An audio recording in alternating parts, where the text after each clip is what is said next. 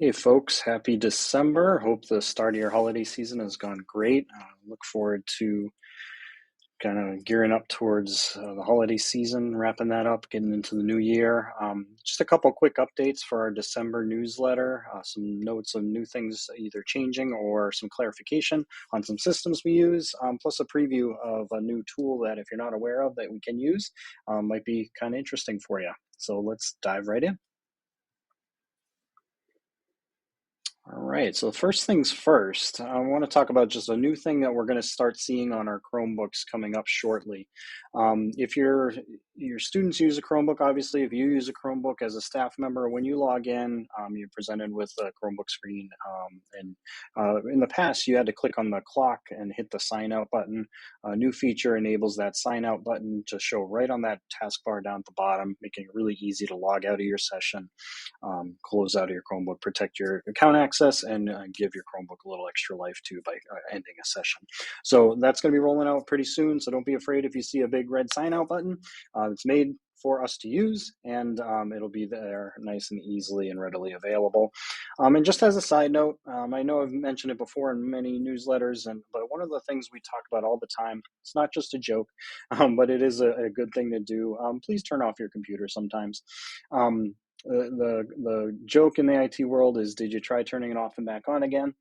It does work as a trick, but it also, if you just do it out of habit, start your day from an off computer is a beautiful thing. And then when you're done for the day, actually shut it down. It's a good way to close out your day, both mentally and technologically speaking. So if you're not already in the habit of doing that, make that a New Year's resolution, if I can be so bold to say. All right, so look for that sign out button coming out with Chromebooks soon. Another thing that is new that you might not have seen yet, unless you're looking for it, but Gmail added this interesting little add-on into our Google Mail. So when you compose a message, there's this little button down there. It looks like a little grid with lines in it. And if you click on it, what it gives you is what they call email templates. And basically, it's just quick ways to stylize an email message.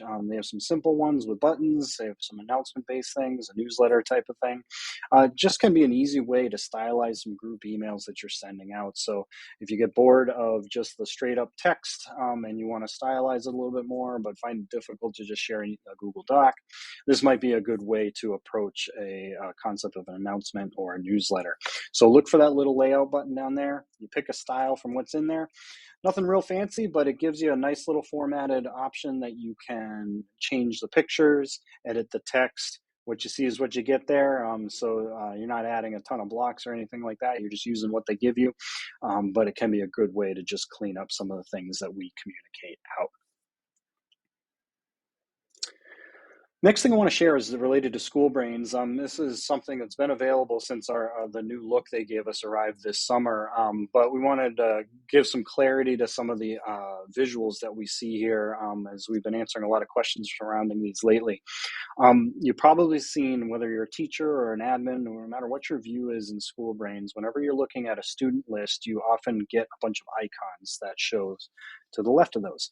And those icons represent different categories of data for students. If you move your mouse and hover over any of them and hang on there, it'll give you a little badge that tells you what they are. And so besides it being a visual reminder of what these students are categorized as. And we can kind of see a quick description here of, oh, this one's a medical alert, this one's IEP 504, et cetera. One of the things you can do as a quick way to filter is that you can actually take these in any of these lists, click that filter button at the top, and the icons is actually a field that you can take advantage of. So if you're looking for a certain subset of students that's represented by an icon, you can filter for like IEP or like 504, like limited English, et cetera. And it gives you a quick way to just find a quick list of those students. So use that to your advantage. Obviously, this isn't a comprehensive list of the icons that you see there, but use that mouse to hover over to get a badge for that. And then if you have that text in there from that badge, you can use that as a quick little filter to find that group of students. Alrighty, and then the last thing I wanted to talk about today is a website tool that you might have heard about before, but I just wanted you to know that it's available to us in our Haverhill community. They have a digital privacy agreement. We can log in with our Google accounts, and it's a completely web-based and free tool. It's called Canva, Canva.com. It's something if you just visit, you can continue with your Haverhill Google account, log in. And what's interesting about Canva is basically it's an online digital creation platform. And what they give us on here is a bunch of templates, and that's a great place to start when it comes to digital design, where you can create things based on a whiteboard or a presentation or a social media post or a video or print product, whatever. And they kind of guide you along the process of either just filling in a template or doing drag and drop concept for designing something on the screen. And what's cool about this is beyond it just being something that you can use, because we have this digital privacy agreement and because it's something we can use in our district. If you create a team, it's like creating a class. On here, you can actually invite people to that via Google Classroom, and then your students can partake in this as well. And so maybe your assignment is to, have them create a newsletter. So you can come hit create a design and search for an idea that you have, and then it's going to give you a whole bunch of templates related to creating a newsletter. And then you can come in here, and then everything in the template is editable. So you might not even have to add any elements. You might just simply need to tweak some things in here. A lot of different options that are built in to this concept. You can even add multiple pages. But like I said, everything's editable, so you can change colors, change images. You can drag things around completely free form in terms of how you want to see things. It snaps to a grid, makes design really easy. And then when you're done with it, you can either share it with link copying, like a lot of us are familiar with in the Google world, or you can download them, or if you're using them to design some social media stuff for your classroom or for Remind, you could do that as well.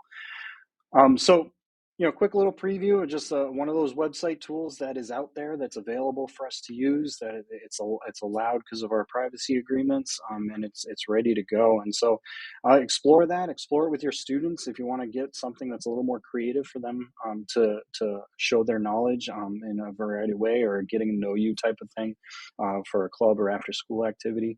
Lots of different examples of how you can use this in a classroom environment. All right.